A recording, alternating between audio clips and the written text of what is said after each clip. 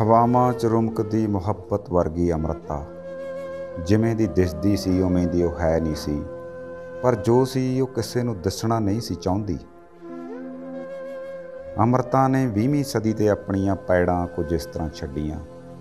ਉਹਨੂੰ ਪੜ੍ਹਨ ਵਾਲਿਆਂ ਲਈ ਉਹ ਇਸ ਸਦੀ ਨੂੰ ਕਵਿਤਾ, ਕਹਾਣੀ, ਨਾਵਲ ਤੇ ਲੇਖਾਂ ਦੀਆਂ ਸੈਂਕੜੇ ਤੋਂ ਵੱਧ ਕਿਤਾਬਾਂ ਦੇਣ ਵਾਲੀ ਸੀ। ਉਹਨੂੰ ਚਾਹੁਣ ਵਾਲਿਆਂ ਲਈ ਉਹ ਬੇਹੱਦ ਖੂਬਸੂਰਤ ਤੇ ਆਕਰਸ਼ਕ ਔਰਤ ਸੀ।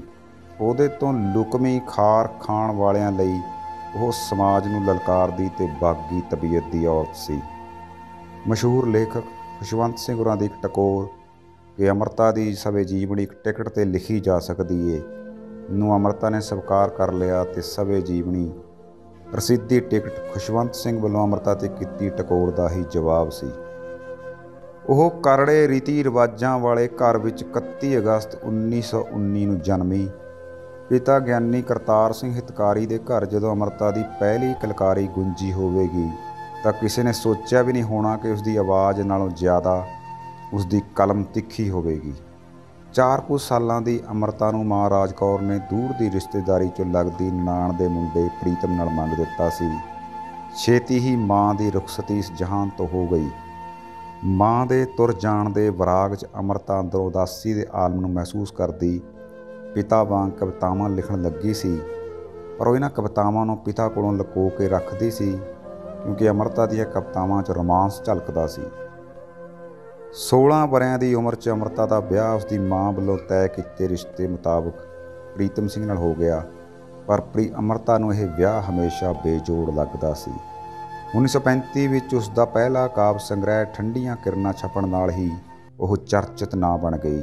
1947 ਦੇ ਬਟਵਾਰੇ ਤੋਂ ਬਾਅਦ ਅੰਮ੍ਰਿਤਾ ਦੇ ਅੰਦਰ ਉਸ ਵੇਲੇ ਹਜ਼ਾਰਾਂ ਧੀਆਂ ਦੀ ਹੋਈ ਬੇਪਤੀ ਨੇ ਇੱਕ ਅੱਗ ਬਾਲ ਦਿੱਤੀ। ਉਹ ਲਿਖਦੀ ਏ, ਅੱਜ ਅੱਖਾਂ ਬਾਰਿਸ਼ ਸ਼ਾਹ ਨੂੰ ਕਿਤੇ ਕਬਰਾਂ ਵਿੱਚੋਂ ਬੋਲ, ਅੱਜ ਕਿਤਾਬੇ ਇਸ਼ਕ ਦਾ ਕੋਈ ਅਗਲਾ ਵਰਕਾ ਫੋਲ, ਇੱਕ ਰੋਈ ਸੀ ਧੀ ਪੰਜਾਬ ਦੀ ਤੂੰ ਲਿਖ ਲਿਖ ਮਾਰੇ ਵੈਣ, ਅੱਜ ਲੱਖਾਂ ਧੀਆਂ ਰੋਂਦੀਆਂ ਤੈਨੂੰ ਵਾਰਿਸ ਸ਼ਾਹ ਨੂੰ ਕਹਿਣ। ਅੰਮ੍ਰਿਤਾ ਦੀ ਇਸ ਕਵਿਤਾ ਨੂੰ ਲਹਿੰਦੇ ਤੇ ਚੜ੍ਹਦੇ ਪੰਜਾਬ ਦੇ ਲੋਕੀ ਜੇਬ 'ਚ ਪਾ ਕੇ ਰੱਖਿਆ ਕਰਦੇ ਸੀ। ਸੱਥਾਂ ਵਿੱਚ ਬੈਠੇ ਲੋਕੀ ਇਸ ਨੂੰ ਪੜ੍ਹ ਪੜ੍ਹ ਕੇ ਰੋਇਆ ਕਰਦੇ ਸੀ। ਅੰਮ੍ਰਿਤਾ ਬੇਸ਼ੱਕ ਪ੍ਰੀਤਮ ਸਿੰਘ ਦੇ ਨਾਂ ਦਾ ਉਸ ਦੇ ਨਾਂ ਨਾਲ ਜੁੜਨਾ ਅੰਮ੍ਰਿਤਾ ਨੂੰ ਅੰਮ੍ਰਿਤਾ ਪ੍ਰੀਤਮ ਬਣਾ ਗਿਆ, ਪਰ ਆਪਣੀ ਸਵੇ ਜੀਵਨੀ ਵਿੱਚ ਉਹ ਸਾਹਿਰ ਲੁਧਿਆਣਵੀ ਨਾਲ ਉਸ ਦੀ ਮੁਹੱਬਤ ਨੂੰ ਆਪਣੀਆਂ ਲਿਖਤਾਂ ਵਿੱਚ ਲਿਖਣ ਦੀ ਗੱਲ ਨੂੰ ਕਬੂਲਦੀ ਏ, ਇਮਰੋਜ਼ ਨਾਲ ਆਪਣੇ ਇਸ਼ਕ ਨੂੰ ਬਿਆਨਦੀ ਏ।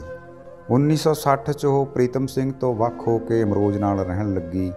ਅੰਮ੍ਰਿਤਾ ਨੂੰ ਚਾਹੁਣ ਵਾਲਿਆਂ ਦੀ ਸ਼ੁਰੂਆਤ ਬਾਰੇ ਇਮਰੋਜ਼ ਇੱਕ ਇੰਟਰਵਿਊ ਵਿੱਚ ਆਖਦਾ ਏ, ਮੈਂ ਉਸ ਨੂੰ ਹਰ ਰੋਜ਼ ਆਪਣੇ ਘਰ ਦੀ ਛੱਤ ਤੋਂ ਰੇਡੀਓ ਸਟੇਸ਼ਨ ਜਾਂਦਿਆਂ ਤੱਕਿਆ ਕਰਦਾ ਸੀ। ਉਸ ਨੂੰ ਯੂੰ ਪੈਦਲ ਜਾਂਦਿਆਂ ਦੇਖ ਕੇ ਮੈਨੂੰ ਦੁੱਖ ਲੱਗਦਾ ਸੀ। ਛੇਤੀ ਹੀ ਮੈਂ ਪੈਸੇ ਬਚਾਉਣੇ ਸ਼ੁਰੂ ਕਰ ਦਿੱਤੇ ਤੇ ਇੱਕ ਸਕੂਟਰ ਲੈ ਲਿਆ। ਮੈਂ ਉਸੇ ਸਕੂਟਰ 'ਤੇ ਅੰਮ੍ਰਿਤਾ ਨੂੰ ਹਰ ਰੋਜ਼ ਉਹਨਾਂ ਦੇ ਘਰ ਤੋਂ ਰੇਡੀਓ ਸਟੇਸ਼ਨ ਤੇ ਫਿਰ ਰੇਡੀਓ ਸਟੇਸ਼ਨ ਤੋਂ ਉਹਨਾਂ ਦੇ ਘਰ ਛੱਡ ਕੇ ਆਉਂਦਾ ਸੀ। ਕਦੇ ਕਦੇ ਇਸੇ ਸਕੂਟਰ 'ਤੇ ਉਹਨਾਂ ਦੀ ਧੀ ਤੇ ਪੁੱਤਰ ਨੂੰ ਉਹਨਾਂ ਦੇ ਸਕੂਲ ਵੀ ਛੱਡ ਕੇ ਆਉਂਦਾ ਸੀ। ਅੰਮ੍ਰਿਤਾ ਤੇ ਇਮਰੋਜ਼ ਦੀ ਉਮਰ ਵਿੱਚ 10 ਸਾਲ ਦਾ ਫਾਸਲਾ ਸੀ।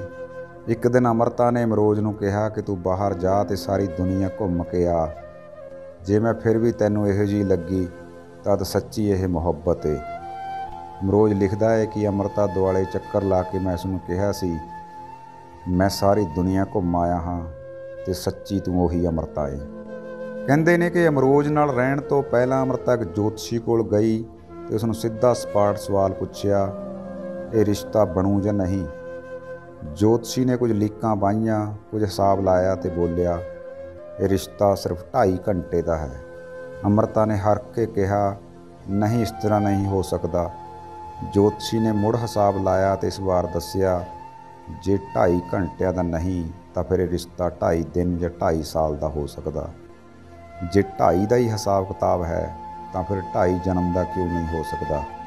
ਅੰਮ੍ਰਿਤਾ ਨੇ ਫੌਰੀ ਕਿਹਾ, ਮੇਰਾ ਅੱਧਾ ਜੀਵਨ ਮੁੱਕ ਗਿਆ ਤੇ 2 ਜਨਮ ਅਜੇ ਬਾਕੀ ਨੇ। ਅੰਮ੍ਰਿਤਾ ਤੇ ਇਮਰੋਜ਼ ਨੇ ਮੁਹੱਬਤ 'ਚ ਕੋਈ ਵਾਅਦਾ ਨਹੀਂ ਕੀਤਾ, ਇਹ ਸ਼ਬਦ ਇਮਰੋਜ਼ ਦੇ ਨੇ। ਇੱਕ ਵਾਰ ਕਿਸੇ ਨੇ ਇਮਰੋਜ਼ ਨੂੰ ਪੁੱਛਿਆ ਸੀ ਕਿ ਸਾਹਿਰ ਤੋਂ ਉਸ ਨੂੰ ਕੋਈ ਈਰਖਾ ਨਹੀਂ ਹੁੰਦੀ, ਤਾਂ ਇਮਰੋਜ਼ ਦਾ ਜਵਾਬ ਸੀ, ਸਾਹਿਰ ਦਾ ਨਾਂ ਤਾਂ ਮੇਰੀ ਪਿੱਠ 'ਤੇ ਲਿਖਿਆ ਏ। ਅੰਮ੍ਰਿਤਾ ਜਦੋਂ ਮੇਰੇ ਸਕੂਟਰ ਦੇ ਪਿੱਛੇ ਬੈਠਦੀ ਸੀ ਤਾਂ ਅਕਸਰ ਮੇਰੀ ਪਿੱਠ 'ਤੇ ਕੁਝ ਲਿਖਿਆ ਕਰਦੀ ਸੀ ਮੈਨੂੰ ਹੁਣ ਯਾਦ ਆਉਂਦਾ ਹੈ ਕਿ ਉਹ ਸਾਹਿਰ ਲਿਖਿਆ ਕਰਦੀ ਸੀ।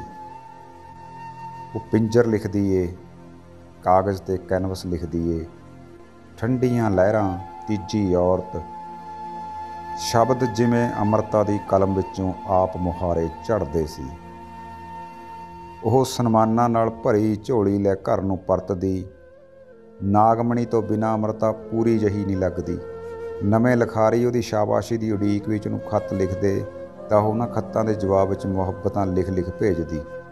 ਪਾਕਿਸਤਾਨੀ ਲੇਖਕ ਫਖਰ ਜਮਾਨ ਇੱਕ ਵਾਰ ਲੇਖਾ ਅਜੀਤ ਕੌਰ ਦੇ ਸੱਦੇ 'ਤੇ ਦਿੱਲੀ ਆਏ ਤਾਂ ਵਾਪਸ ਪਾਕਿਸਤਾਨ ਜਾ ਕੇ ਉਹਨਾਂ ਉੱਥੇ ਦੇ ਅਖਬਾਰ ਡੇਲੀ ਟਾਈਮ ਦੇ ਵਿੱਚ ਅੰਮ੍ਰਿਤਾ ਪ੍ਰੀਤਮ ਉੱਪਰ ਲਿਖੇ ਆਰਟੀਕਲ ਵਿੱਚ ਲਿਖਿਆ ਕਿ ਅੰਮ੍ਰਿਤਾ ਅਤੇ ਅਮਰੋਜ਼ ਨੇ 1964 ਵਿੱਚ ਵਿਆਹ ਕਰਵਾ ਲਿਆ ਸੀ। 1966 ਵਿੱਚ ਜਦ ਦੋਵਾਂ ਨਾਗਮਣੀ ਸ਼ੁਰੂ ਕੀਤਾ ਤਾਂ ਅੰਮ੍ਰਿਤਾ ਲਿਖਤਾਂ ਚੁਣਿਆ ਕਰਦੀ ਸੀ ਅਤੇ ਅਮਰੋਜ਼ ਉਹਨਾਂ ਲਿਖਤਾਂ ਨੂੰ ਸੋਧ ਕੇ ਸਕੈਚ ਬਣਾਉਂਦੇ ਸਨ। ਫਰਵਰੀ 2000 ਵਿੱਚ ਇੱਕ ਦਿਨ ਅੰਮ੍ਰਿਤਾ ਤਿਲਕ ਕੇ ਡਿੱਗ ਪਈ ਅਤੇ ਹੱਡੀ ਟੁੱਟ ਗਈ। ਉਸ ਤੋਂ ਬਾਅਦ ਚੱਲੀ 5 ਘੰਟੇ ਦੀ ਸਰਜਰੀ ਤੋਂ ਬਾਅਦ ਵੀ ਉਹ ਮੁੜ ਕਦੇ ਖੜੀ ਨਹੀਂ ਹੋ ਸਕੀ। ਇਸ ਵਕਤ 'ਚ ਉਹ ਅਮਰੋਜ਼ ਲਈ ਕਵਿਤਾ ਲਿਖਦੀ ਏ, ਮੈਂ ਤੈਨੂੰ ਫੇਰ ਮਿਲਾਂਗੀ, ਕਿੱਥੇ ਕਿਸ ਤਰ੍ਹਾਂ ਪਤਾ ਨਹੀਂ, ਸ਼ਾਇਦ ਤੇਰੇ ਤਖੱਯਲ ਦੀ ਚਿਣਗ ਬਣ ਕੇ ਤੇਰੀ ਕੈਨਵਸ 'ਤੇ ਉਤਰਾਂਗੀ।